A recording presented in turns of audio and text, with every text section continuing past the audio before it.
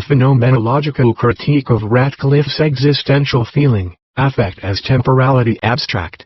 Matthew Ratcliffe's model of existential feelings can be seen as a critical engagement with perspectives common to analytic, theory of mind and psychological orientations that view psychological functions such as cognition and affectivity within normative objective propositional frameworks.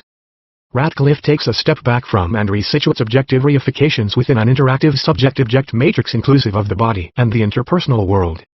In doing so, he turns a mono-normative thinking into a poly-normative one, in which determinations of meaning and significance are relative to the changing structural coherence of felt bodily and intersocially shaped schemes of interaction. And yet, from the phenomenological vantages of Husserl, Gendlin and Heidegger, Ratcliffe's approach retains the metaphysical presupposition of subject-object relationality as interacting inherences, with a separate causative glue necessary to provide for the means of their connection. Ratcliffe repurposed Damasio's concept of background feeling and dressed it up in the garb of phenomenology, but as such it remains a reciprocally causal model of psychological function. What Heidegger's being in the world, Merleau-Ponty's figure background structure of corporeal intersubjectivity, Gendlin's implicit intricacy and Husserl's reduced transcendental ego have in common is a radicalized notion of temporality that overcomes the split between feeling and thinking, informing Ratcliffe's understanding of being immersed in and connected to a world, and thus abandons the need to posit bodily feeling as a glue organizing and maintaining the meaningful structure of consciousness of a world. Temporality, not the empirically causal body, provides the basis of affect, cognition and the organizational glue for structures of meaning. Introduction. Matthew Ratcliffe's model of existential feelings can be seen as a critical engagement with perspectives common to analytic, theory of mind and psychological orientations that view psychological functions such as cognition and affectivity within normative objective propositional frameworks in which affect is either peripheral to cognitive processes or only directed toward internal bodily feeling. Ratcliffe takes a step back from and re-situates objective reifications within an interactive subject-object matrix inclusive of the body and the interpersonal world. In doing so, he turns a mono-normative thinking into a poly-normative one, in which determinations of meaning and significance are oriented by the changing structural coherence of world-directed felt bodily and intersocially shaped schemes of interaction. The aim of this paper is to show that while Ratcliffe's existential feeling significantly transforms Damasio's concept of background feeling, in dressing it up in the garb of phenomenological philosophical conceptions, he neglects to follow Husserl, Gendlin and Heidegger in establishing a radicalized concept of temporality as the ground of affectivity. Whereas the above phenomenologists fuse affect and intention within the moment of time itself as tripartite structure of temporal becoming, Ratcliffe founds affect and intention as distinguishable structural aspects of a reciprocally causal model. As a result, Ratcliffe substitutes polarizing, semi-arbitrary conditionings for a more intimate, intricate and unitary process of affective cognitive meaning creation. Existential feeling as global situatedness. In the early 2000s, Ratcliffe introduced the outlines of what was to become his model of existential feelings, incorporating elements of Damasio's background feeling. According to Damasio, background feelings are ever present, although ordinarily tacit. They serve to structure the everyday ways in which we encounter the world, the basic ways in which we find ourselves in the world. Damasio wrote, "I am postulating another variety of feeling which I suspect preceded the others in evolution. I call it background feeling because it originates in background body states rather than in emotional states. It is not the Verdi of grand emotion, nor the Stravinsky of intellectualized emotion, but rather a minimalist in tone and beat, the feeling of life itself, the sense of being." Ratcliffe fleshed out his approach with elements drawn from the phenomenologies of Merleau-Ponty, Husserl and Heidegger. Both Husserl and Merleau-Ponty add that localized experiences of possibility presuppose a more enveloping orientation, a sense of belonging to the world. When I see or think about something, when I am afraid of something, and when I am in a bad mood about a wider situation, I already find myself in the world, in a way that differs in kind from intentional experiences in one or another modality, for example imagining, perceiving, or remembering something. This world is presupposed by intentional states of whatever kind with whatever content. We can think of it in terms of a possibility space, a receptivity to types of possibility. Things are experienced as significant to us, as mattering to us, in various different ways, something that involves a sense of the possibilities they offer. What Heidegger in Being and Time calls being in the world is exactly what we gain reflective access to by performing the phenomenological reduction. This conveys much the same broad conception of world that we find in Husserl and Merleau-Ponty. Something that we are already practically, unreflectively immersed in when we experience something, think about it or act upon it. These globally structured patterns of existential feeling amount to ways of finding oneself in the world. As such, they are what we might call per-intentional, meaning that they determine the kinds of intentional states we are capable of adopting, amounting to shape that all experience takes on. The affective glue organizing existential feeling, if for Ratcliffe, a global structure of feeling orients the significance for us of the objects and persons we interact with in the world. How is this structure organized and sustained? What is the glue that holds it together? Ratcliffe's causal reinforcement-based model of affect assigns it the role of biasing appraisal via selectively guiding attention toward a heightening or lowering of perceived significance of various world events. The role of affective attunement is to produce changes in the types of significant possibility to which one is receptive. Existential feelings determine the kinds of notic and nomatic feelings that one is open to. The existential feeling sets the parameters for the kinds of more localized experience one is capable of having. Emotions tune us to the world, making it relevant to us by opening up certain possibilities for explicit deliberation and closing off others. Bodily dispositions can actively direct one toward salient objects in one's world, but are equally implicated in feeling unable to act upon something. Passivity in the face of threat may involve inclinations to withdraw, to retreat, along with the absence of any other salient possibilities. For instance, in depression one cannot find the motivation to act to change one's situation. A confident I can't becomes I can't.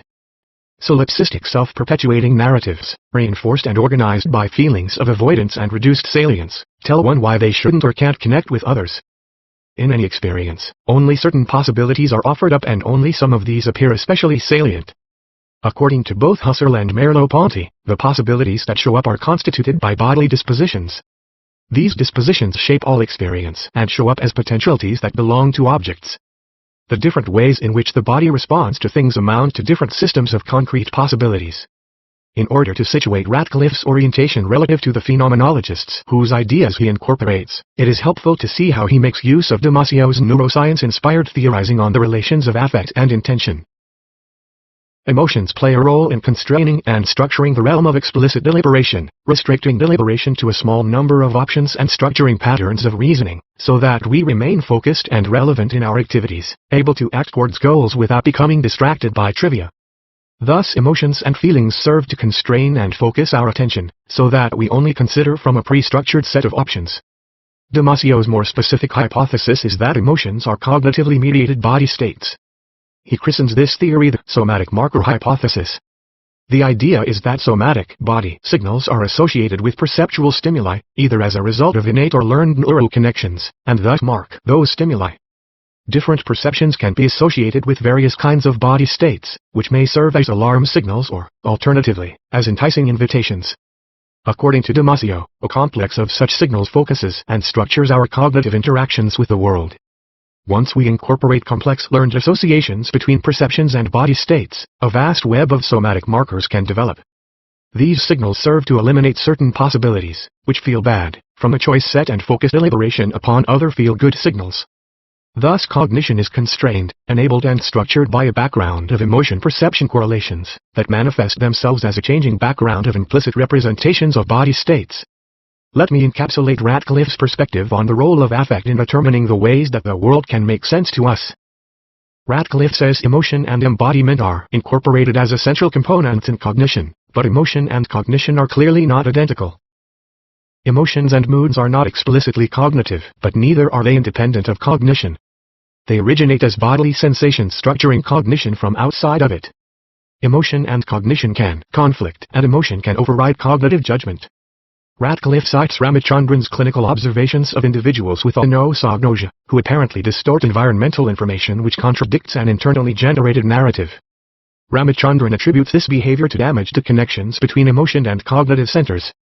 Ratcliffe concludes from this that, in typically functioning persons, emotion signals from the body are presumed to pack a contentful punch large enough to break through a psychological narrative's resistances, where weaker percepts from the environment cannot.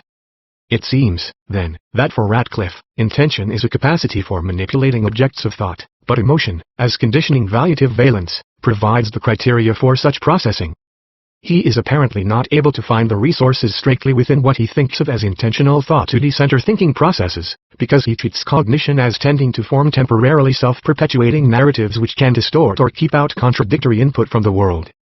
So he relies on the body, in the form of emotion cues, to come to the rescue and bring the stalled cognitive apparatus back in touch with a dynamically changing world. The stimulus of emotion is assumed to intervene in order to infuse a stagnant narrative with a new direction and meaning.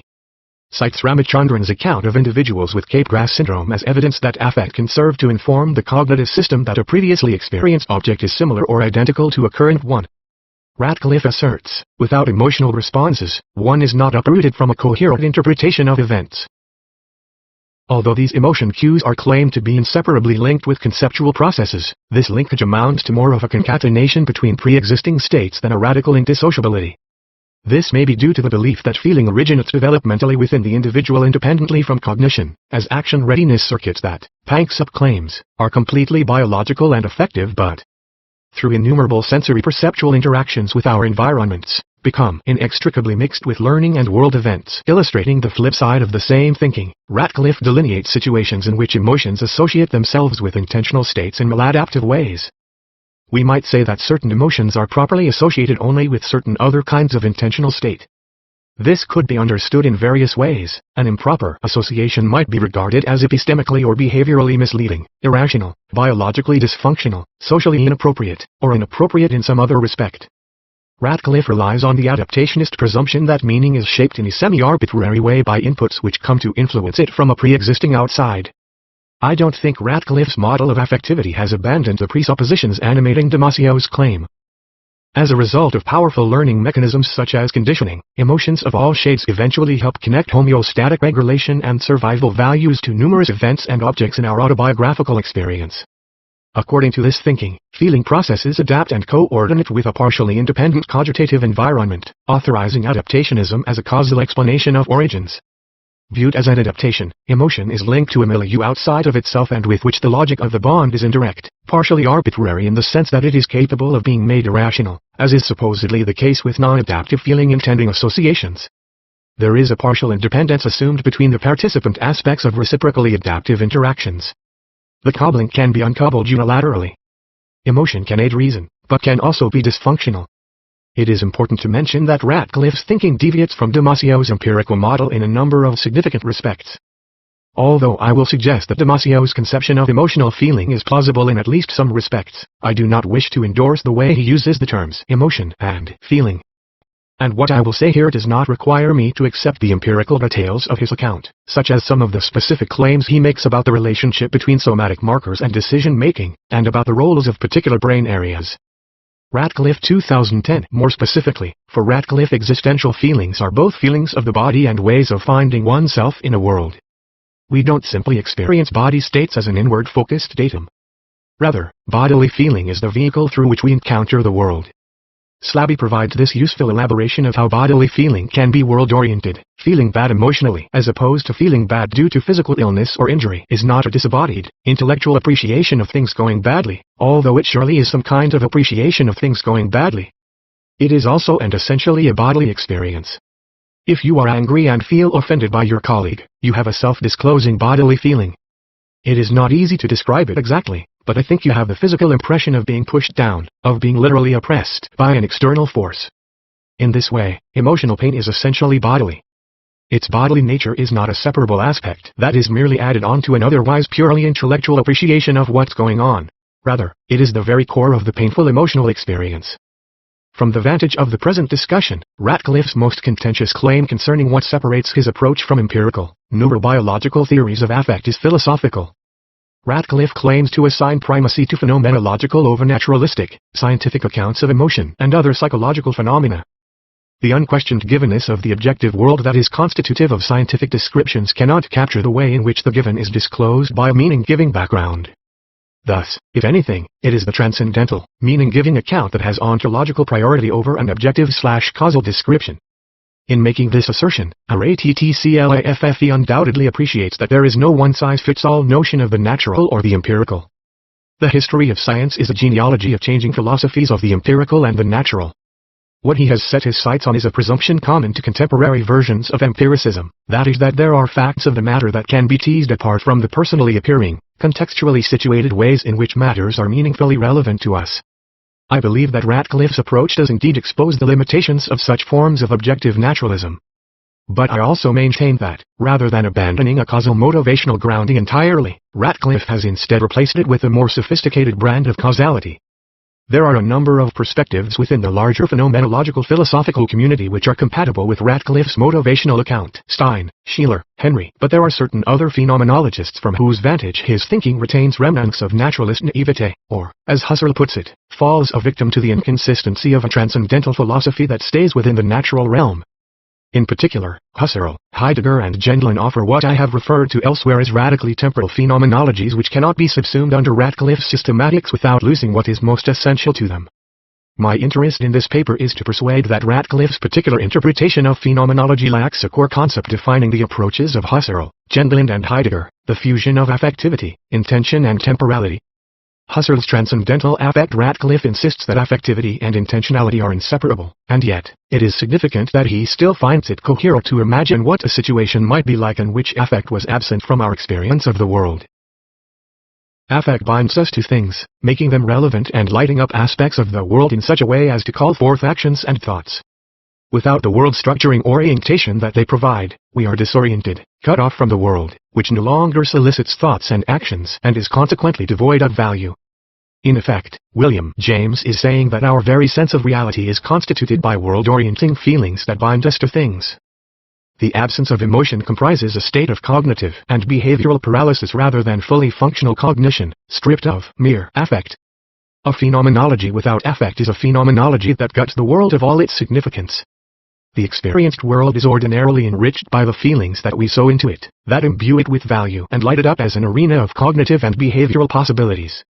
So cognition without affect is not, according to James, in any sense complete.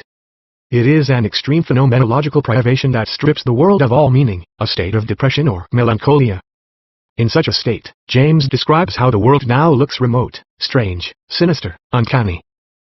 Its color is gone, its breath is cold, there is no speculation in the eyes it glares with quotes.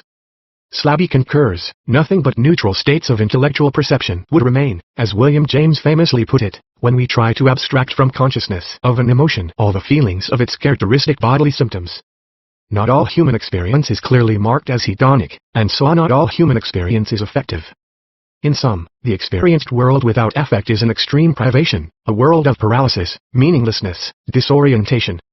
Even if Ratcliffe conjures the idea of affectless cognition only as a purely hypothetical thought experiment or limit case, the fact that he can associate any qualities at all with such a world indicates that he is operating from a concept of affect that does not treat it as a philosophical a priori. But what would such a philosophically grounding approach to affect look like? Imagine that instead of hypothesizing awareness without affect, we were to place time out of bounds. It is immediately clear that any attempt to describe the qualitative features of one's experience of such a world, meaningless, paralyzed, disoriented, etc., would be pointless, since without time there could be no awareness and no world. If we were to reconstrue affect in such a way that it became as irreducible to experience as time, then it would no longer be a matter of deriving feeling, mood, emotion and other forms of affectivity from adaptive patterns of contingent interactive bodily and interpersonal schemes, but of locating their origin in the basis of being itself. This is what Husserl attempted with his model of temporal constitution. Husserl's grounding of affectivity in inner time consciousness is a transcendental grounding, not a naturalistic one. Underlying and founding all strata of bodily and interpersonal dynamics is the assimilative basis of temporal constitution as retention, primal impression and pretension. This is Husserl's primordial precondition for any world, any being. The subjective and objective sides of the structure of temporal synthesis are not separate entities, but only poles of a single active intentional sense. In this synthesis, both the subject and the object pole contribute their own quality of feeling to what an object is for the subject in its valuative, affective sense. The energetic dynamism of feeling isn't something added to a content of perception from outside of it, in causal relation with it as agent of conditioning. Meaning content implies its own affective force, the affective signature is intrinsic to the objective and subjective sides. This is what constitutes the life in what Husserl calls the living present. The affective qualities contributed by the objective pole, nema, are its vivacity. Husserl describes the affective allure contributed by the objective pole as that varying vivacity of a lived experience, of a datum of consciousness. And an affective signature is intrinsic to the subject, in the form of desires, tendencies, strivings, anticipations, aimed at the objective pole. As Husserl says, there are rays emanating from subjective side to the objective side and vice versa. Both effects originating on the subjective side and those originating on the objective side are implied in all intentional meaning. The always present affective qualities of the object, beautiful, pleasurable, unpleasant, are not made thematic in objectivating acts, perceiving a spatial object, but they are invaluative acts. And one's affective, hedonic attitude toward the object of an intention, disappointed, depressed, elated, bored, frightened, may not be thematized in theoretical interest, but will appear in our practical attitude toward the world. Natural bodily structures are not the basis of affect for Husserl. If one wants to still talk about a body, what remains of the body for Husserl once one has dug beneath all the sedimented layers of constituted meaning, would be the body of the retention impression pretension triad of time consciousness. Husserl's starting point in time consciousness is already a self-authoring, thus an exposure to the foreign from within the resources of subjectivity, prior to any configurational corporeal constitution, prior to any empirically defined physiological or psychological structures, prior to human beings, but presupposed by them. Affect is not an evolutionary device, it is synonymous with entity, being, existence, object, subject. Being as the moment of experience is simultaneously the feeling of being affected and the feeling of anticipatory striving. These precede the notion of a body as biological organism, and instead is a precondition for being of any sort. Feeling, understood most primordially, is simply movement not in empirical but subjective space, transition, becoming, time. Footnote: Maxine Sheets Johnstone's grounding of affectivity in activity recalls Husserl, but her rendering of it in terms of spatio-temporal movement and kinesthesia remains at the level of empirical space and time and fails to ground feeling relative to more primordial notions of internal temporality and spatiality common to Husserl, Gendlin, Merleau-Ponty and Heidegger. Husserl's model of inner time consciousness generates a primordial motivational principle in the guise of associative synthesis. Unlike naturalist causal forms of association, in which the bond between elements is externally conditioned, in Husserl's motivational model noetic anticipatory assimilation dominates the foreignness of the noematic object pole. That is to say, associative synthesis achieves a belongingness between the constituting and constituted poles as a unity of identification, homogeneity, similarity, likeness. Thus each everyday experience involves an analogizing transfer of an originally instituted objective sense to a new case, with its anticipative apprehension of the object as having a similar sense. To the extent that there is givenness beforehand, there is such a transfer. All immediate association is an association in accordance with similarity.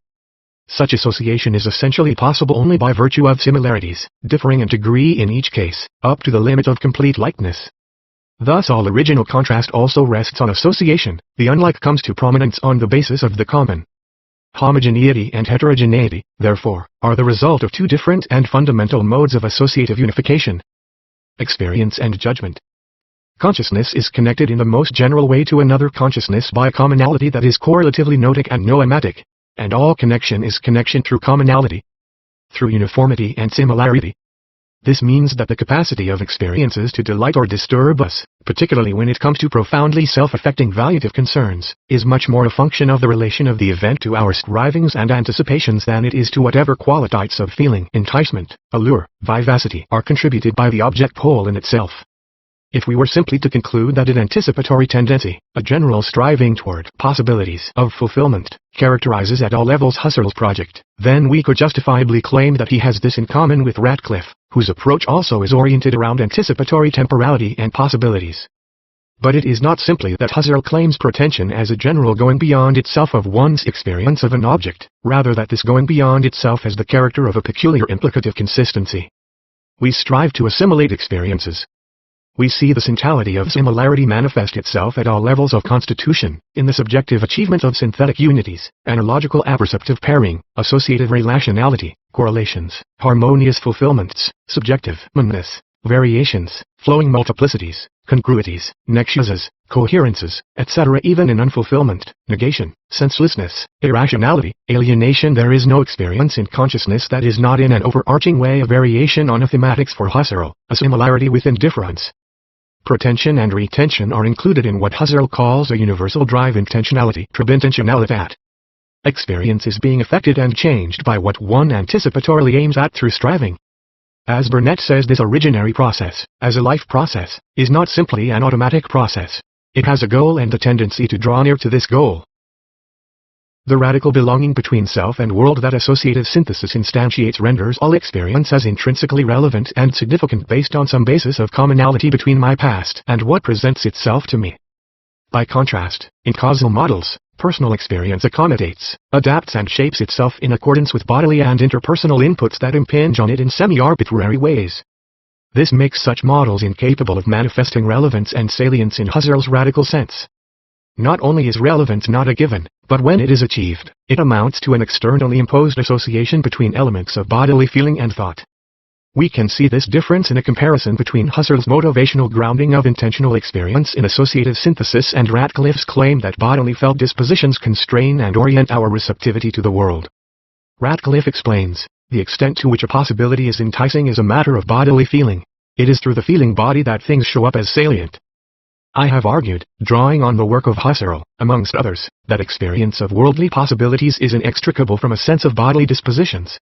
Loss of enticing possibilities from the world is bound up with a lethargic body that is not stirred into action by its surroundings. Again and again, first-person reports by psychiatric patients convey pervasive experiential changes, where an alteration in how the body feels is at the same time a shift in how the world appears and in how one relates to it. Footnote: Fuchs further elaborates the idea of emotional feeling as causal associations between perceptions and body states. In short, the depressive state may be characterized by a general constriction or congealment of the lived body, leading to a numbing of emotional resonance and loss of attunement. This alters the patient's existential feelings of being with, resulting in a general sense of attachment, segregation, or even expulsion. In severe depression, the lived body loses the lightness, fluidity, and mobility of a medium and turns into a heavy, solid body which puts up resistance to all intentions and impulses directed towards the world. Ratcliffe, 2012a, treats Husserl's notion of associative synthesis as subordinate causal associations nested within, and conditioned by, the larger dispositional space of global bodily feeling. Husserl would have regarded loss of cognation as something that affects passive synthesis, a kind of possibility that we ordinarily take for granted is gone from the world. Insofar as this sense of reality is an achievement of passive synthesis, a loss of cognation affects passive synthesis. Although objects are recognized as what they are, something is missing from them, some quality. The dependence of our perceptions on bodily dispositions that Ratcliffe credits Husserl for revealing to us is a correlation that appears when we are approaching the world within the natural attitude. It represents that stratum of constitution within which the world opens up for us in terms of physical objects, subjective sensations, and causal relations between the psychical and the physical. Included within this naturalistic stratum of thinking are psychophysical relations intertwining my feeling sensate body with my felt physical body. Ratcliffe's account of bodily felt dispositions as a complex of learned associations between perceptions and body states belongs to this natural causal stratum. However, Husserl asserts that making sense of intersubjective experiences such as affect, feeling, valuation, emotion and mood requires a shift from the natural attitude to what he calls the personal or spiritual attitude. Within this higher stratum, natural causation is replaced by intentional motivation. When we speak of the spiritual or personal ego, that is to be understood as the subject of intentionality, and we see that motivation is the lawfulness of the life of the spirit. The bicosesso of motivation has a totally different sense than causality in the sense of nature. My bodily felt dispositions lose their character as causal conditionings when I relate to the world as a valuing, intending social participant, and instead are fused with and subordinated to the motivated valuative intentionalities driven by the dynamics of my social interactions. Only when I shift back to the natural attitude do mood dispositions appear for me again in terms of causal bodily feelings and sensations: lethargic, constricted, closed off, energized, aroused, etc. But noticing how my body feels only contributes to the elucidation of intentional moods when transferred from the naturalistic to the personalistic sphere as a metaphor. For example, my personalistic sense of my depression infuses and animates my feeling of bodily lethargy with the corresponding affective intentional meaning of feeling down in the dumps. Without this interpretive animation coming from the higher intentional stratum, fusing with and lending metaphorical significance to the bodily data, my corporeal sensations of lethargy would bear no direct relevance to my being in the world as depressed. No pattern of organization of causally intertwined perception and corporeal feeling would ever be able to turn bodily sensations like generic lethargy into intentionally significant moods, values or emotions. To be sure, I find the stratum of sensation to be localized in the body, including therefore physical pleasure and physical pain. But that only shows that this stratum does not belong to the realm of what properly pertains to the ego. In my theoretical, emotional, and practical behavior, in my theoretical experience and thinking, in my position taking as to pleasure, enjoyment, hoping, wishing, desiring, wanting, I feel myself conditioned by the matter in question, though this obviously does not mean psychophysically conditioned. For this realizing apprehension, the psychophysical relations do not play, obviously, any actual essential role. I apprehend myself as dependent in my behavior, in my acts, on the things themselves, on their beautiful color, on their special form, on their pleasant or dangerous properties. I do not therein apprehend myself as dependent on my body or on my history. Ratcliffe might interpret Husserl's comments as illustrating how globally attuned existential feeling operates behind the scenes, implicitly delimiting possibilities of affective salience in social situations via the intricate intertwining of bodily feedback with perception, without the role of the body as vehicle of feeling becoming thematic.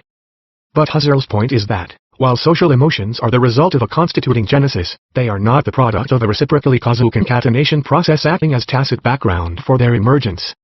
It is only by abstracting away from a more primary intentional motivational attitude, grounded in associative synthesis, that emotional salience and enticement come to be seen as shaped by bodily feeling. In sum, it is not the intertwining of bodily reinforcements with perceptual and intentional states that determine what I care about and how I care about it, how salient, enticing or relevant my social world appears to me. The senses of meaning that emerge from my interpersonal engagements do not pass through an intermediary mesh of bodily potentiators and constraints.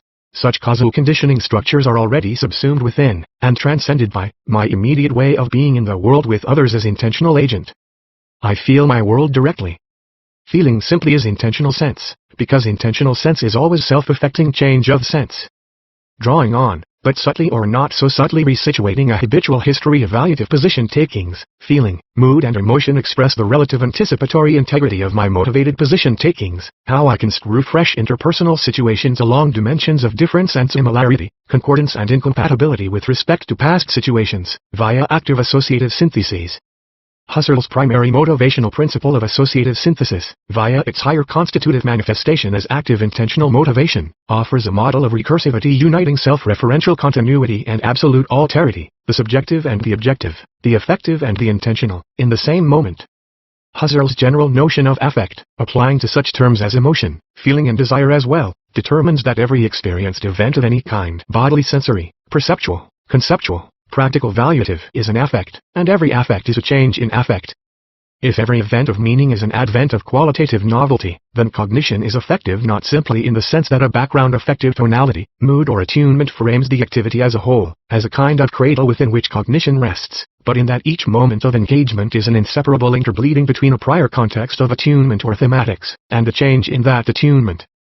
Heidegger on Feeling, Intentionality and Time, in Heidegger's Befindlichkeit, which has been variously and imperfectly translated as attunement, mood, self-finding and state of mind, we find the most thoroughgoing phenomenological articulation of the inseparable relation of affect, intention and temporality. Temporality is the wellspring out of which Dasein being in the world emerges. Temporality, the way the world discloses itself to Dasein, is structured as the equiprimordial gestures of care, understanding, attunement and discourse. Since his earliest writings on background dispositions of feeling, Ratcliffe has used Heidegger's Befindlichkeit as a source of inspiration. In Ratcliffe's model, cognition and intentional states function in the manner of moods within a more or less fixed frame. Ratcliffe writes, "A mood is not an intentional state but a condition of possibility for intentionality." According to Heidegger, moods are not intentional states that encompass a wide range of objects. Rather, they are modes of Befindlichkeit, ways of finding oneself in the world. This, he says, is presupposed by the intelligibility of intentionally directed experiences, thoughts and activities. A central characteristic of Befindlichkeit, in its various modes, is that it determines the ways in which things can matter to us and, therefore, the kinds of intentional state we can adopt. However broadly directed an emotion might be, it still presupposes a sense of being there, of the possibilities that must already be in place for an object-directed emotion or more broadly directed mood to be possible. This is something that Heidegger succeeds in conveying. World-constituting moods are neither specifically focused emotions nor broadly focused emotions. Rather, they comprise a space of experiential possibilities that these and all other intentional states take for granted, the meaningfulness of life. Without specific emotional interruptions, there is nothing to break down coherence, nothing to disturb an ongoing interpretation of events. Ratcliffe 2002. While I agree that attunements are world-constituting frames, I think there are significant differences in Ratcliffe's and Heidegger's representations of the way that meaning emerges out of the relation between attuning frames and the concrete experiences they make possible. Heidegger follows Husserl in grounding the orienting capacity of affective attunement in a radical notion of temporality rather than in a schematic causal interaction between body states and meaning intentions. Heidegger's grounding of attunement in temporality means that the developing unfolding of a mood is not a matter of subordinate changes within an unchanging superordinate structure. Even as moods maintain an ongoing thematic consistency over time, nevertheless each interpretive moment of attuned understanding subtly modifies the frame by developing its possibilities. Each presenting experience, each now, is a shift of existential feeling, a punctuation in relation to the previous moment of time. Thus, if changes in attunement can be said to punctuate a stable thematic of feeling, this interruption is only a more extreme variant of the always already in process self-displacement that defines the temporal unfolding of a stable mood. The relative consistency over time of a stable background presupposes moment-to-moment punctuations. It is built from these displacements, which allow it to remain the same slightly differently. This instability at the heart of an attunement would seem to run counter not only to Ratcliffe's normative conception of existential feeling as global attunement, but to Heidegger's own articulation of attunements as persisting moods projecting stable interpretative frameworks. In interpretatively addressing something as something, one addresses the thing encountered against the background of a more or less explicit acquaintance with it, as a tool as suitable for this or that, etc. These as what, in light of which one interprets the surrounding world as well as the concern that is immersed in it, are not usually newly discovered by Dasein. As being together with others, Dasein grows up in and into this fixed interpretedness. The interpretative undertaking has a firm foreconception. At the same time, it fixes the point of view from which those things that fall within the foreconception are, as it were, targeted. The possible lines of sight remain within circumscribed limits. Interpretation has its foresight. The world with which we are concerned and being in itself are both interpreted within the parameters of a particular framework of intelligibility. The character in the structure of interpretedness shows us that it is none other than what has already been that jumps ahead as it were, of a present time pervaded by interpretedness. Heidegger 2011b. How can a mood subsist as both a stable precondition for meaningful experience, projecting a fixed interpretiveness, and yet represent a ground that changes its sense moment to moment? Heidegger's analysis of the derivation of propositional logic from a pragmatic as structure illustrates the immediately transformative nature of intentional aboutness. Heidegger explains that in taking something to be the case in a propositional judgment, for instance, S is P, we are taking something as something within a wider context of pragmatic relevance. The as structure designates the peculiar betweenness of Dasein that Heidegger also describes as the ontological difference between being and beings. Making sense of something is an act that always has the as structure, as Heidegger tells us, but this structure of relevanting is covered over and flattened down in causal models. The most immediate state of affairs is, in fact, that we simply see and take things as they are: board, bench, house, policeman. Yes, of course. However, this taking is always a taking within the context of dealing with something, and therefore is always a taking as, but in such a way that the as character does not become explicit in the act. Heidegger 2010b. One might be tempted to read Heidegger's hermeneutic as structure as compatible with the role the wider possibility space plays for Ratcliffe in orienting cognition. However, in taking something as something, we are not simply associating two externally related entities in relation to each other and with reference to a more encompassing causal framework. If a cognition or intention is merely about something, then it functions as external binding, coordinating and relating between two objectively present participants. Heidegger 2010b says, if the phenomenon of the as is covered over and above all veiled in its existential origin from the hermeneutical as, Aristotle's phenomenological point of departure disintegrates to the analysis of logos in an external theory of judgment, according to which judgment is a binding or separating of representations and concepts. Thus binding and separating can be further formalized to mean relating.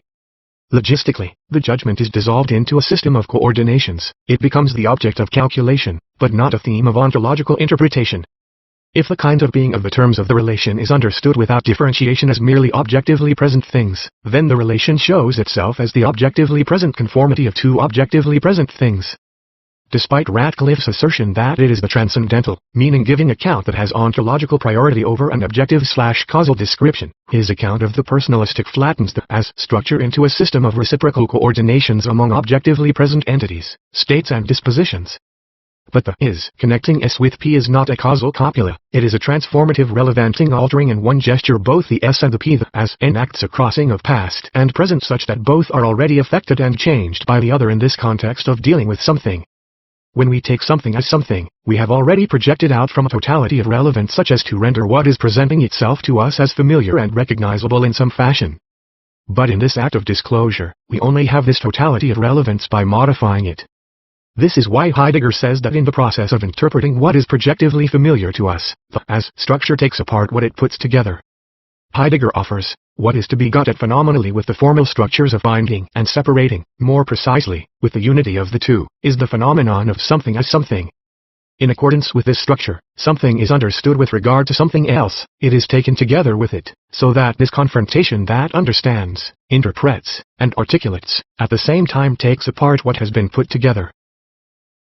Projection is an occurrence which, as raising us away and casting us ahead, takes apart as it were, in that apartness of a raising away, yet as we saw, precisely in such a way that in this process there occurs an intrinsic turning toward on the part of whatever has been projected, such that that which has been projected is that which binds and binds together.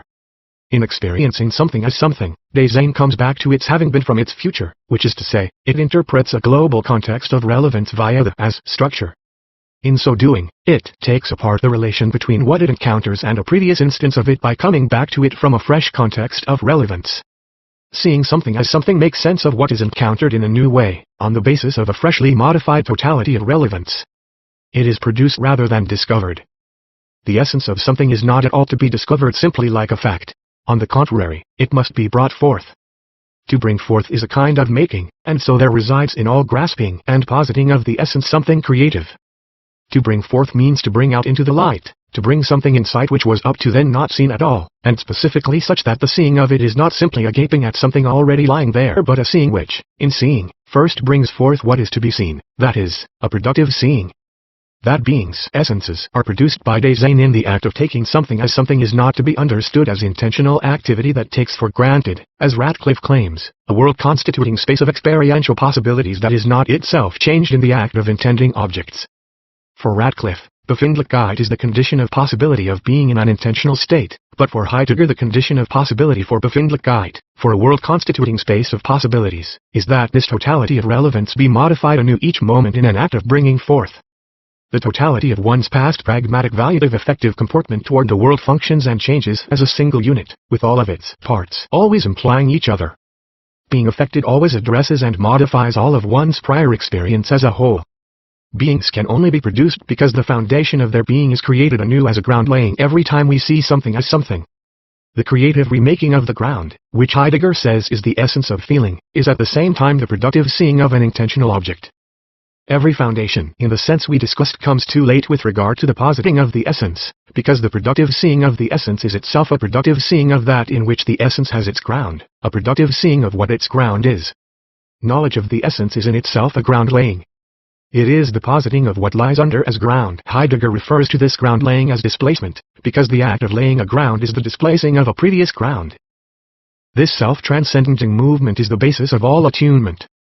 What we are now calling displacement is the essential character of what we know under the name of disposition or feeling. A deep-rooted and very old habit of experience and speech stipulates that we interpret feelings and dispositions, as well as willing and thinking, in a psychological and anthropological sense as occurrences and processes within an organism, as psychic lived experiences, ones we either have or do not have. This also means that we are subjects, present at hand, who are displaced into these or those dispositions by getting them. In truth, however, it is the disposition that displaces us into such and such a relation to the world, into this or that understanding or disclosure of the world, into such and such a resolve or occlusion of oneself, a self which is essentially a being in the world. Feeling as the displacing, disposing ground laying of beings returns to itself from out ahead of itself. This dynamic can already be found within the structure of seeing something as something. Because my being is such that I am out ahead of myself, I must, in order to understand something I encounter, come back from this being out ahead to the thing I encounter.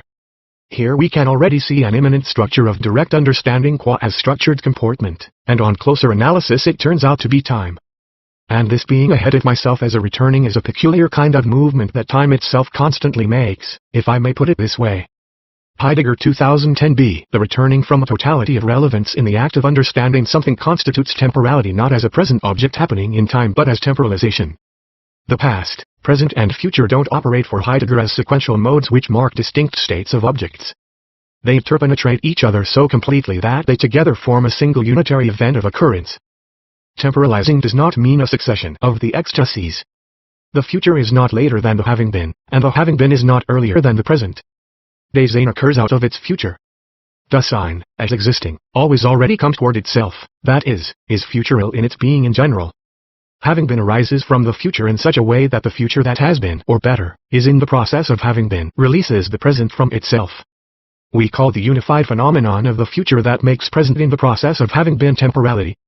The structure of temporality provides the key to the unification of what has commonly gone under the names of affectivity, feeling, mood and emotion on the one hand, and understanding, cognition and intentionality on the other. When Heidegger says that, in attunement, Dasein is disclosed to itself before all cognition and willing and beyond their scope of disclosure, this is not a validation of Ratcliffe's claim that propositional intentionality is an activity oriented within and framed by mood. The distinction Ratcliffe makes between existential affective and intentional cognitive structures of experience does not exist for Heidegger. It could be shown from the phenomenon of care as the basic structure of Dasein that what phenomenology took to be intentionality and how it took it is fragmentary, a phenomenon regarded merely from the outside. But what is meant by intentionality, the bare and isolated directing itself towards, must still be set back into the unified basic structure of being ahead of itself in already being involved in. This alone is the authentic phenomenon which corresponds to what inauthentically and only in an isolated direction is meant by intentionality. While attunement, as an ontological concept, is a more primordial notion than will or cognition, it is not as if the latter simply act as variable moves strictly within a more or less stable orienting background situatedness. On the contrary, such ontic concepts as cognition, willing and intending are inauthentic modes of letting things be encountered and letting beings be relevant. Letting things be encountered as relevant is being affected or moved by them freshly moment to moment. In other words, each intention as it appears subtly reinvents the attunement that it occurs into, articulates, develops and discloses. We continue to be sad, joyful or angry differently moment to moment and day to day. Against Heidegger's explicit determination of attunement as equiprimordial with discourse and understanding, which implies that none of these modes has priority over the others in evaluative, genetic or ontological sense, Ratcliffe wants to prioritize attunement. It is mood that has primacy over understanding, as mood is responsible for determining the kinds of possibility that are presupposed by understanding. What Heidegger calls discourse, read, similarly depends upon mood. Ratcliffe 2012. We can see why it may be important for Ratcliffe to give mood a formative role that is not accorded to understanding or discourse, based on what has been presented so far concerning his distinction between existential feeling and intentionality. Briefly stated, Ratcliffe reads Heidegger's account of attunement as akin to the role of existential feeling, a global interactive scheme composed of reciprocally causal innate and learned associations between perceptions and body states. Understanding, as propositional intentionality, is a particular relational structure within that orienting disposition. Cognition is constrained, enabled and structured by a background of emotion-perception correlations that manifest themselves as a changing background of implicit representations of body states. Heidegger, in contrast, explicitly warns against interpreting understanding as the thematic propositional grasping of intentional meaning, insisting that such a misreading degrades it to the level of a given, intended content. Intentionally directed experiences don't simply occur within the larger framework of a specific attunement. As factical experiences of interpretation, they are themselves developments of mood. That is to say, they develop the theme of an attuned understanding by subtly redefining it. The mode of interpretation, which is where one can locate activities of perception, intention and interpersonal interaction in general, is not a modality simply conforming to a specific theme of significance of a prior attunement. As a development of understanding, it is a particular way of subtly modifying one's attunement as a whole. Thus, if attuned understanding determines the kinds of intentional meanings we are capable of adopting, then intentional meanings as they arise in circumspective relevance out of previous ones subtly reshape the kinds of attuned understanding we are capable of having. On the one hand, variation in attunement and its equiprimordial mode of understanding is as continuous as time itself. On the other hand, a thematic continuity holds for Dasein throughout its moment-to-moment global shifts in sense and feeling such that relatively stable ongoing modes of feeling comportment toward the world are discernible. This relative thematic stability is what allows us to talk about a mood of sadness or anger lasting days or weeks, but it is also what requires us to recognize that the feeling of situatedness and relevance does not become diminished when we transition from one relatively stable mood to another. Ratcliffe believes he can prioritize attunement over understanding because, as we have seen, his schematic feeling model begins from a split between the subjective body feeling state and objective perceptual and propositional intentional meaning poles of experience. As a result of this split, the affective and perceptual cognitive components are treated as if they are separate aspects in states of variable relationality. When bodily feeling states function to enhance our engagement with the world, according to Ratcliffe, we experience ourselves more intimately situated in the world. On the other hand, affective relevance can be profoundly diminished, leaving propositional intentionality intact but devoid of adaptive orientation. One is still aware of a world moment to moment, one still has perceptions and memories, and yet this world is denuded of felt relevance, and we are inclined to avoid social interaction. For instance, Ratcliffe claims that anxiety is intrinsically alienating or externalizing. It can alienate us from its objects. Ratcliffe considers the most extreme cases of erosion of situatedness, of the ability and capacity to experience types of possibility and to contemplate certain relevant options, to be a form of decision-making impairment and incompetence. Ratcliffe, forthcoming. Fernandez, along with Ratcliffe, believes that psychopathologies like depression involve a general degradation in our ability to be effectively situated in and attuned to our world, and perhaps even the complete loss of affective situatedness. The degree to which one is attuned to and situated in a world through moods can itself undergo change. Some cases of people diagnosed with depression are best understood not as an erosion of a particular mood, or as the emergence of a new mood, but instead as an erosion of the category of moods as a whole, that is to say, as an erosion of the structure of situatedness. Alfred Krauss also characterizes melancholic depression as a loss of moods and feelings. At its core, the melancholic mood alteration is paradoxically formulated rather a lack of mood quotes. Footnote: Fuchs follows Ratcliffe and Fernandez in considering depression as a loss of affective attunement, situatedness and relevance. The loss of bodily resonance or affectability concerns, more generally, the experience of affective valences and atmospheres. The deeper the depression, the more the attractive qualities of the environment faint. The patients are no longer capable of being moved and affected by things, situations, or other persons. This leads to an inability to feel emotions or atmospheres at all, which is all the more painful as it is not caused by mere apathy or indifference, as for example in frontal brain injury, but by the tormenting bodily constriction and rigidity. Ratcliffe's understanding of situatedness differs from Heidegger's in a number of crucial ways. First, unlike Heidegger's account, Ratcliffe's Befindlichkeit is not an irreducible a priori of affective experience, but instead is the contingent product of a complex configuration of bodily and perceptual elements. Affective attunement for him is the achievement of a concatenating process. When we delve beneath Ratcliffe's global schemes to locate the invariant and essential condition of possibility of his feeling perceptual concatenations, we arrive at a reciprocally causal model of codeterminative interactive bits. But having arrived at this a priori, we are not yet in the vicinity of Heidegger's Befindlichkeit. Befindlichkeit is not the product of an orienting device, adaptation or conditioning scheme, and not the ground of any reciprocally causal schematic structure, except as that structure be understood as a derived abstraction concealing its own basis in temporality. In order to understand primordial situatedness, we have to bracket Ratcliffe's causal model in its entirety, and think prior to the split between feeling and thinking that it presupposes. What is essential and invariant in the Heideggerian structure of situatedness as temporality is that each moment is the disclosure of the now as affectingly foreign familiar. For Heidegger not only is there no self and no world prior to relationship, but the self is nothing but this between. Being situated in a world is not a contingent accomplishment of a scheme of reinforcements, but a presupposition of temporality. Dasein is always fundamentally effectively situated in that it is thrown into its now as surprised familiarity. This means that attunement is not a relationship between self and world that can be broken or diminished, as Ratcliffe asserts, regardless of what mood one is in. The most intractably severe depression is still, moment to moment, an awareness of being thrown into continual affective transformation and transition, as long as it is an awareness of anything at all. And as self-transforming, the affective basis of ongoing experience is always at the same time a projecting forehaving that anticipates into what surprises or disappoints or depresses it.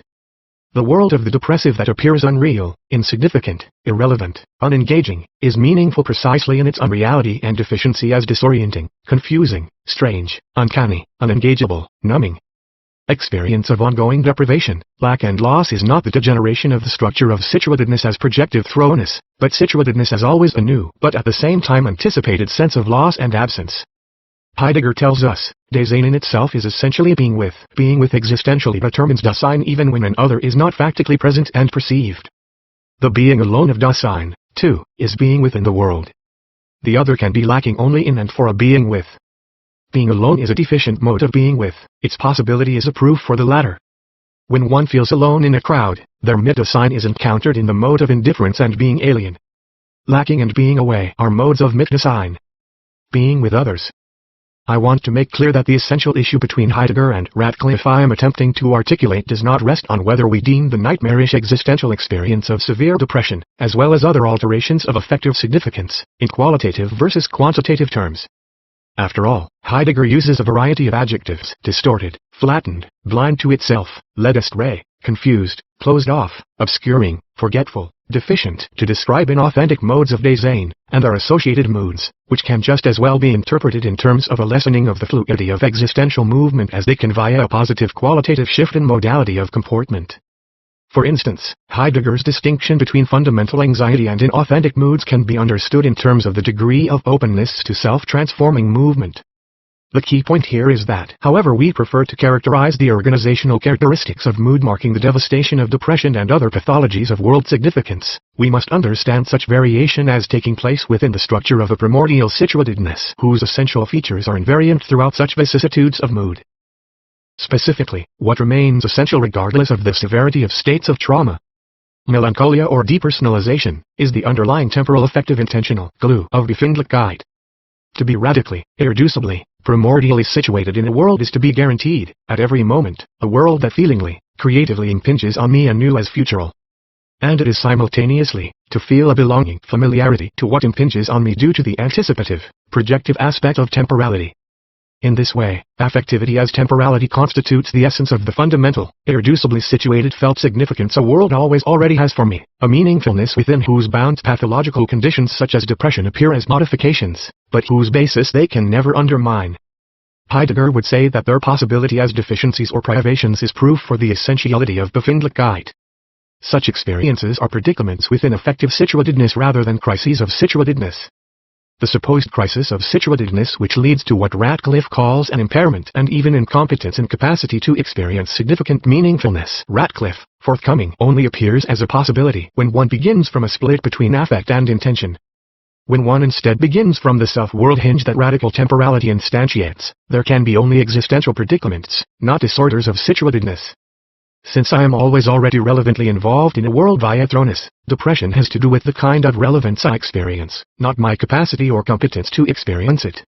Hopelessness, for example, does not tear design away from its possibilities, but is only an independent mode of being toward these possibilities.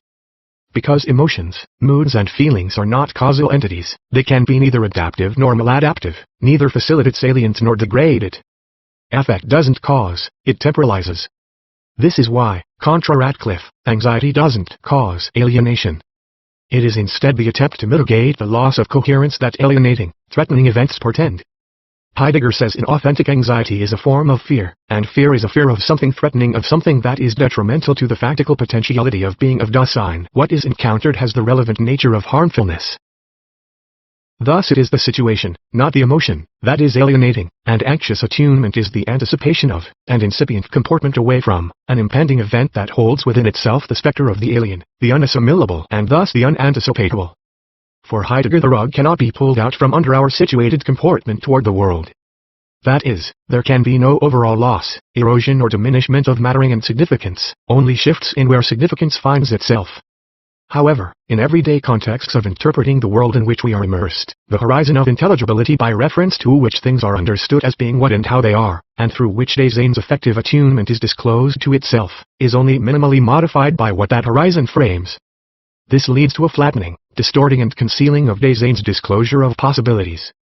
Throughout his work, Heidegger associates flattened, closed off, forgetful, alienated, distorted and confused thinking with modes of interpretation and attunement which see the world in terms of coordinations among present at hand subjects and objects. Even as one's world can be made to appear familiar and predictable through such attunements, its very familiarity rests on a sort of self-alienation. As such a model, Ratcliffe's entire range of descriptions of a self-sense of belonging to a world, from ensconced familiarity to extreme estrangement, amounts to a self-alienating concealing of the intimate relation between self and world fundamental to Dasein's authentic attuned self-understanding. For Heidegger, the sort of concern for mattering that being confidently situated within such a pre-given space of possibilities represents is far from an optimal engagement with experience. Its inadequacies and limitations are precisely due to the fact that the potentialities of change in one's being in the world are restricted to variations on already given themes. This falling prey to pre-given horizons of intelligibility within the world is what Heidegger calls inauthentic Dasein. He contrasts this mode of existing with authentic being, wherein Dasein turns away from beings in the world, and their already projected horizons of possibility, in order to anticipate new possibilities, to let the possibility of an authentic potentiality of being shine forth. Heidegger associates what he calls the mood of primordial or authentic anxiety with this mode of experiencing which has cast off the chains of presuppositions that encumbers and closes off everyday forms of encountering the world. Anxiety reveals Dasein at its creative, world-forming best. Primordial anxiety exposes Dasein to itself in the mode of its greatest possibilities of significance and mattering by perching itself at the very edge of the new, embracing the future in its authentic immediacy. What we learn from the structure of primordial anxiety and the nothing is that the more thoroughgoing and continuous Dasein's self-transcendence, the richer its experience of meaningfulness and significance. Inauthentic moods like fear and depression hold Dasein back from discovering its very own potentialities of being. The essence of freedom, which surpasses every particular factic and factual being, its surpassive character, can be seen particularly in despair, where one's own lack of freedom engulfs a Dasein absorbed in itself. This completely factical lack of freedom is itself an elemental testimony to transcendence, for despair lies in the despairing person's vision of the impossibility of something possible. Such a person still witnesses to the possible, inasmuch as he despairs of it. Depression forces Dasein back to its throwness, but in such a way that its throwness is precisely closed off. Authentic anxiety opens up possibilities that fear and depression conceal. He who is resolute knows no fear, but understands the possibility of angst as the mood that does not hinder and confuse him. Angst frees him from null possibilities and lets him become free for authentic ones. Being and time. Why is it that Dasein's transcendent peering out beyond beings as a whole toward the edge of the new does not constitute an arbitrary, alienating and even despairing gesture? This is because Dasein's pragmatic for the sake of which provides a continuity of situatedness throughout transformation. Dasein continues to recognize itself throughout its displacing disclosure of new possible ways for it to be. This lends to authentic anxiety, and to temporality itself, its peculiarly amalgamated quality of familiarity and foreignness, annihilation and discovery, which Heidegger captures with terms like strangeness, mystery, uncanniness, wonder, astonishment, bliss, joy, entrancement, melancholy and rapture. Discoverture's authentic way of being is uncanniness, while the most common everyday mode of discoverture is concealment. Heidegger 2011b. Uncanniness is the fundamental kind of being in the world, although it is covered over in everydayness. Tranquilized, familiar being in the world is a mode of the uncanniness of Dasein, not the other way around. Not being at home must be conceived existentially and ontologically as the more primordial phenomenon. The publicness of the day suppresses everything unfamiliar. Thus thrown in this throw, man is a transition as the fundamental essence of occurrence. Man is enraptured in this transition and therefore essentially absent. Absent in a fundamental sense, never simply at hand, but absent in his essence, in his essentially being away, removed into essential having been and future essentially absensing and never at hand, yet existent in his essential absence. Transposed into the possible, he must constantly be mistaken concerning what is actual. And only because he is thus mistaken and transposed can he become seized by terror. And only where there is the perilousness of being seized by terror do we find the bliss of astonishment being torn away in that wakeful manner that is the breath of all philosophizing. Believing that significance and salience are functions of reinforcing present-at-hand bodily states, Ratcliffe 2012b misreads primordial anxiety's deconstruction of objectively present states as a crisis of relevance.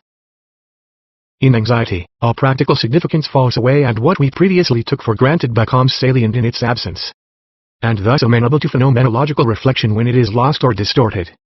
Ratcliffe 2012b concludes that the structure of Heidegger's primordial anxiety is very similar to that of depression, which he characterizes in terms of a degradation of the salience and meaningfulness of objects and subjects in the world. For Heidegger, however, authentic anxiety is anything but a despairing degradation of meaningfulness. On the contrary, Heidegger explains that in authentic anxiety there is not even anything enticing about beings anymore because, in a moment of vision, Dasein has become entranced by the authentically perceived temporal horizon. Dasein as such can no longer go along with them beings only if it is entranced as Dasein, and indeed as a whole. What entrances is nothing other than the temporal horizon. The moment of vision which properly makes Dasein possible is simultaneously announced in this telling refusal of beings as a whole. The paradox of Heidegger's radically temporal thinking is that it enacts a carrying forward which reinvents its direction, sense and past every moment, beyond conscious control, without rending the intimate fabric of its anticipative continuity.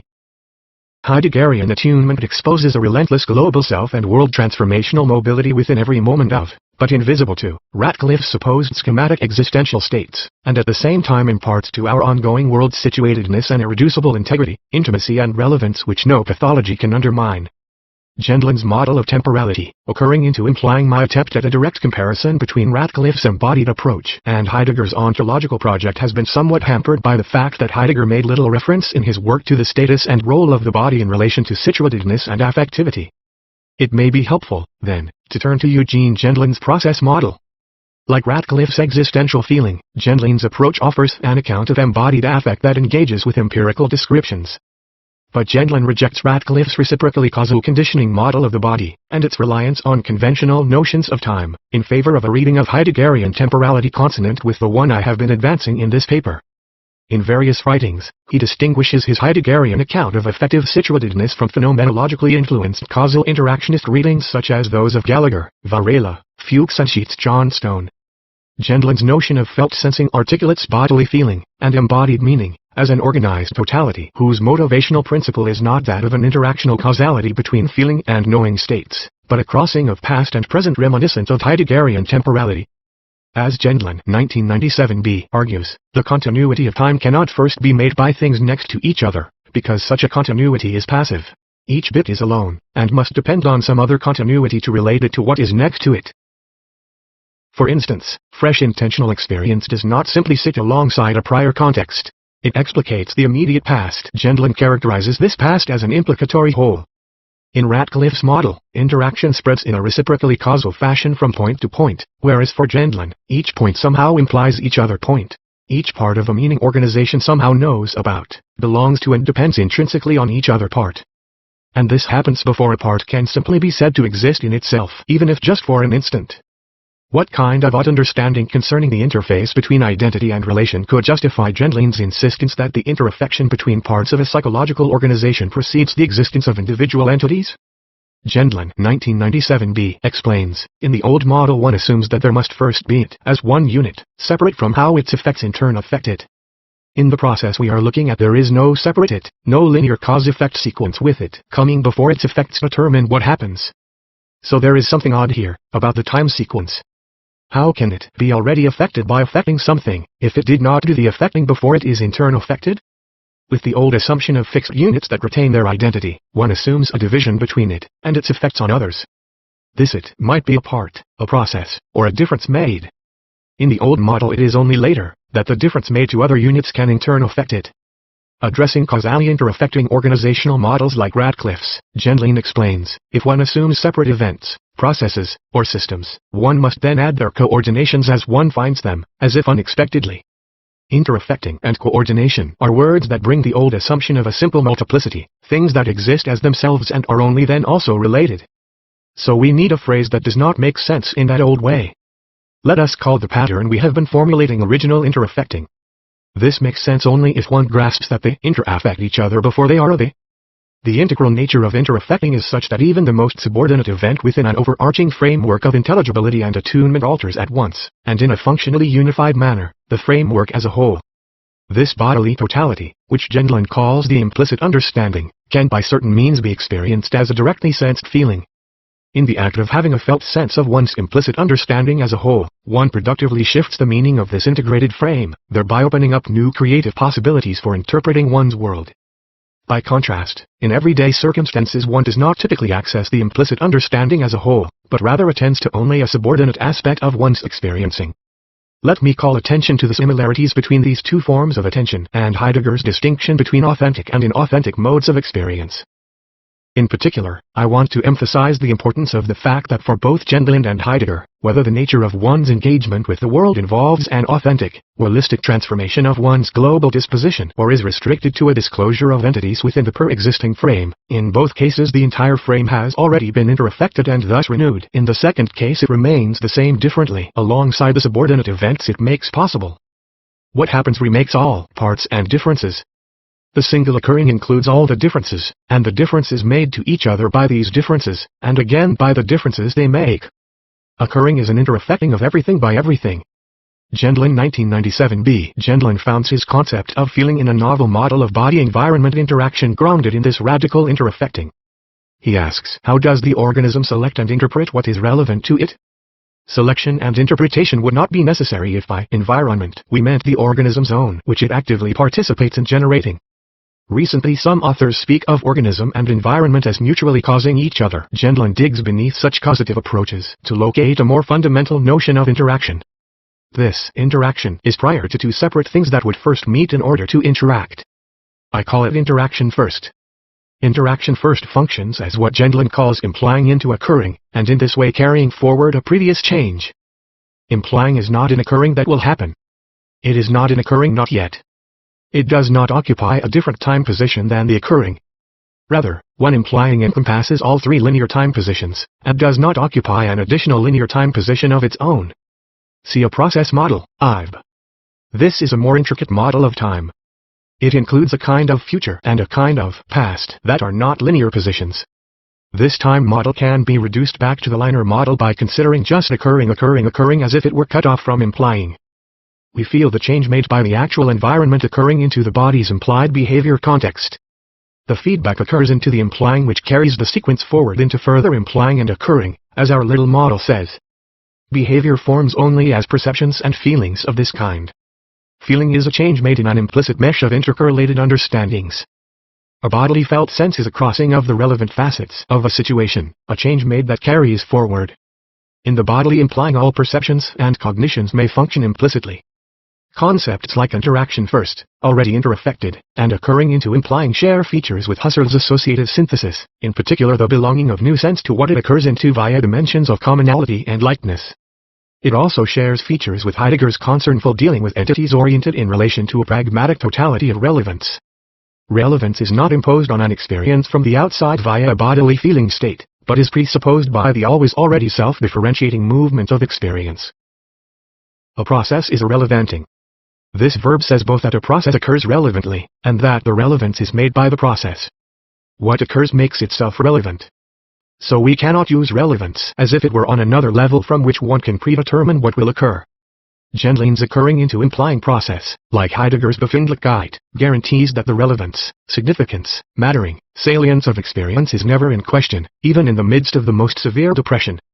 Irrelevant events are not produced by the body. Gendlin 1997b. Since relevance is already presupposed by the structure of implying occurring fundamental to all living processes, and this in turn is grounded in the structure of temporality, Gendlin does not need to draw upon affect as a motivational conditioning agent supplying events with, or depriving them of, salience, enticement and allure. Gendlin's organizational principle of radical interaffecting, made possible by his Heideggerian approach to temporality, exposes the concept of states, dispositions, and causal interactions between felt and intentional factors, founding Ratcliffe's model as an abstraction derived from a more primary, intricate and intimate process in which feelings and intentions, like Heidegger's attunement and understanding, are equiprimordial rather than one being causally oriented by the other.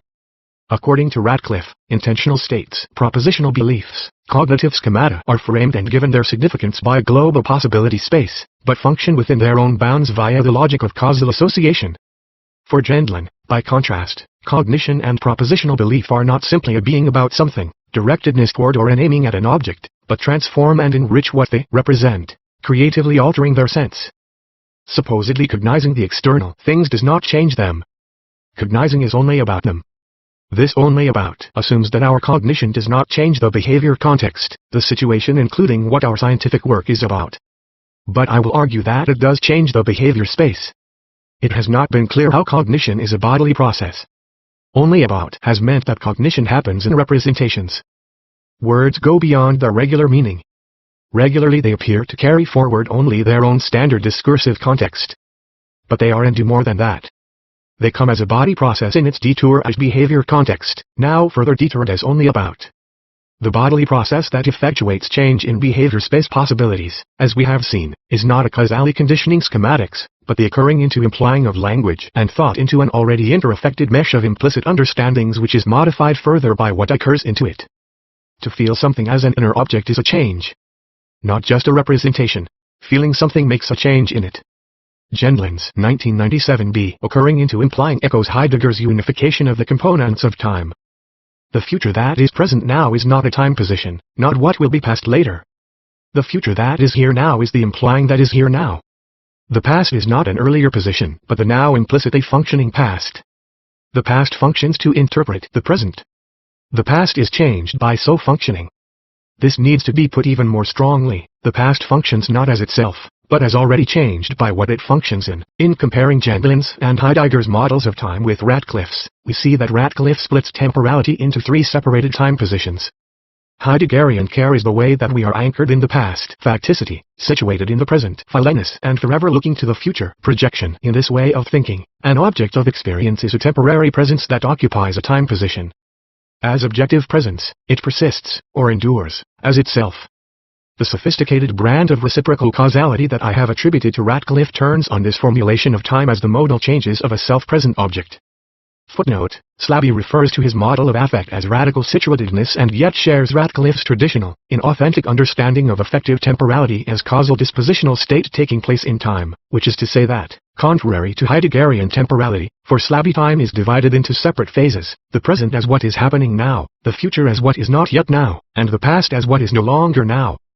Slaby says factual situatedness is situatedness in a place at a time, synchronic and iatronic. Affectivity ultimately is time, namely the factual past in the form of sedimented remainders that infuse, burden, and potentially suffocate ongoing comportment. The existential task of affective disclosure is circumscribed by this essential tension, a tension between what is already apprehended, articulated, and made sense of, and what is furthermore out there, beyond us, yet weighing on us and determining our situation in unforeseeable ways. For Gendlin and Heidegger, affectivity is neither a separate past that burdens the present nor a generator of future possibilities as a hypothetical present that has not happened yet. Instead, it encompasses all three temporal ecstasies as the way in which I find myself changed.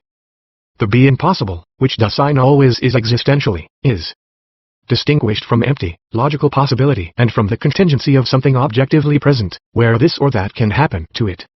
As a modal category of objective presence, possibility means what is not yet real and not always necessary. It characterizes what is only possible. Ontologically, it is less than reality and necessity. Conclusion: I have argued in this paper that affective and intentional situatedness, understood by Ratcliffe as globally patterned intercausal states, existential feeling, functions as a structure of entrenchment and self-conservation, inhering in itself and resisting its own transformation. A global change in bodily feeling is thus required to infuse supposedly stagnant affective intentional narratives with a new direction and meaning, disrupt entrenched patterns, dissolve the conditioning glue holding them together, reveal their contingency and open up new possibilities. Ratcliffe sees the role of Husserl's transcendental reduction and Heidegger's primordial anxiety as such disruptors. I have claimed, instead, that rather than a contingent island of static structure in a sea of indeterminacy, an affective, intentional attunement is the essence of temporal becoming as self-transformative dynamic, hiding within the supposedly static moment of Ratcliffe's existential feeling state. The role of Husserl's approach and Heidegger's authentic anxiety is to reveal this intimate, intricate foreign familiar binary of movement concealed within naive naturalized models of psychological functioning. If the purpose of the epoch and primordial anxiety is, as Ratcliffe says, to bring us face to face with indeterminacy, then it is not an indeterminacy outside of, before, after, or surrounding stable structures of situatedness, but rather an indeterminacy at the core of those structures themselves. But Befindlichkeit at the same time evinces a radical self-belonging and irreducible world-connectedness obscured by and undiscoverable when thought in terms of Ratcliffe's schematisms.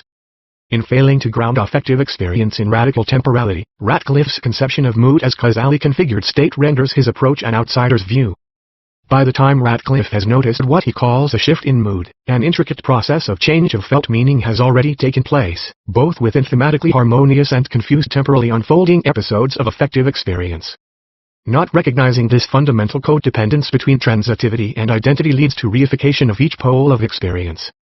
If dispositions to act and acts themselves, being and becoming, feeling and intention, state and transition can be treated as separate moments, then their relations are rendered secondary and arbitrary, requiring causations and glues to piece them together. Ratcliffe writes, this default style, minimal self of anticipation is not specific to any particular life structure, any particular configuration of cares, concerns, commitments, projects, and pastimes. It is, if you like, the glue needed to hold any such structure together, any kind of world. Trauma, language and trust, forthcoming, the glue that holds together Ratcliffe's minimal self, interaffecting causation, is a secondary concept of organization, a naturalized abstraction derived from the primary temporal structuration of affectivity coordination. What de Jager, critiquing Gallagher's primary intersubjectivity account, writes in that narrower context, could apply to Ratcliffe's general orientation. First we carve nature up at artificial joints, we split mind and body apart, and then we need to fasten the two together again, a task for which the notion of embodiment is, according to Sheets Johnstone's assessment, used as a kind of glue. But gluing the two back together does not bring back the original integrity and nature of the whole. D. Yeager 2009, Sheets Johnstone, in Press.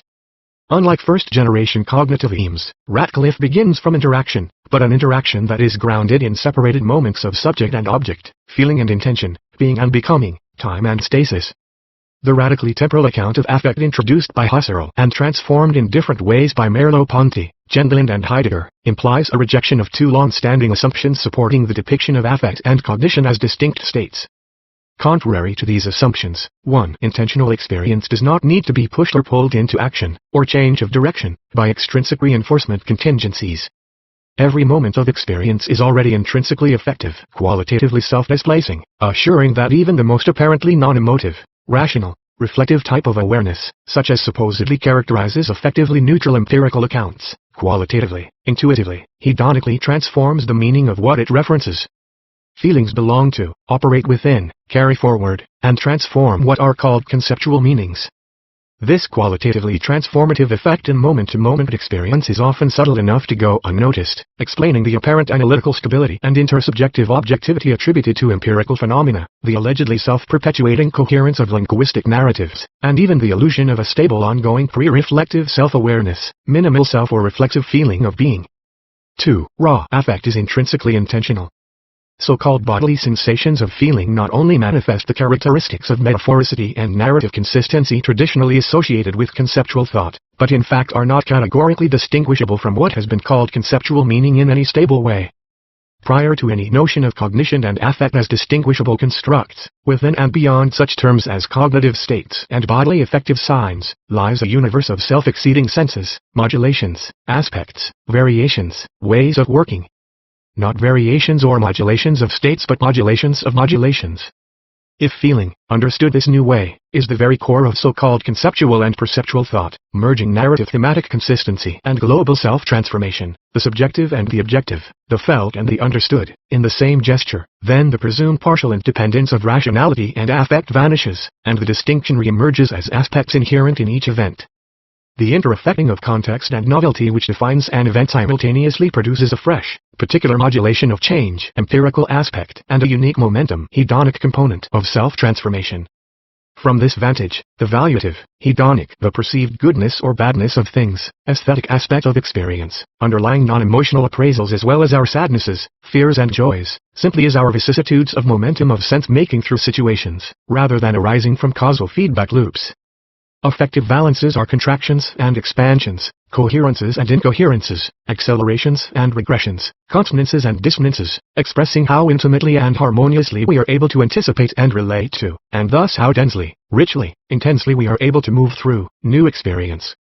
If we can believe that a unique qualitative moment of momentum, ranging from the confused paralysis of unintelligibility to the exhilaration of dense transformative movement, is intrinsic to all events, then perhaps there is no need to attribute the origin of aesthetic pleasures and pains to the functioning of a limited class of entities like bodily effects, even if it is understandable why this kind of assumption has survived for so long in psychology. From the standpoint of verbal expressivity, what has traditionally been called emotion often appears to be a minimalist art, because it is the situational momentum of experiencing slowing or accelerating so rapidly that feelings seem to distill meaning down to a barren articulate essence. When the momentum of our reflective thought shifts in such dramatic ways, acceleratively enriched in joyful comprehension, impoverished in grief, ambivalent in fear, alternately disappointed and confident in anger, such so-called emotional events may appear to be a species apart from conceptual reason, a blind intuitive force, surge, glow, twinge, sensation, arousal, energy, invading, conditioning and orienting perceptual and conceptual thought from without as a background field. It is said that such raw or primitive feeling is bodily physiological, pre-reflective and non-conceptual, contentless hedonic valuation, innate, passive, something we are overcome by. At other times, situational change may be intermediate, just modulated and gradual enough that content seems to perpetuate itself in self-cohering narratives. Such situations have been called rational, voluntary, factual, reflective, stable, conceptual, propositional, rational, logical, theoretical, non-aesthetic. However, as I have said, these dichotomies, hedonic versus reflective, voluntary versus involuntary, conceptual versus pre-reflective bodily affective, are not effectively understood as reciprocally causal innate or learned associations between perceptions and body states. They are relative variations in the momentum of a contextually unfolding process which is always, at the same time, within the same event, intentional and affective. Am I suggesting that emotion be thought as a cognitive appraisal, cut off from bodily sensation, movement and expression? On the contrary, it is precisely the treatment of cognition, bodily sensation and expression as separately pre-existing processes even when treated as mutually structuring each other via intentional affective syntheses which I am questioning. The point isn't that bodily responses to experience via such avenues as the endocrine, autonomic nervous system and the motor pathways are irrelevant or peripheral to the intentional experience of emotion, feeling and mood, but that, whether we're talking about the experience of so-called conceptual appraisal or bodily sensation, the phenomenological scene of affect or any other aspect of biopsychosocial functioning does not depend on an arbitrary concatenation or mutual conditioning between discrete components.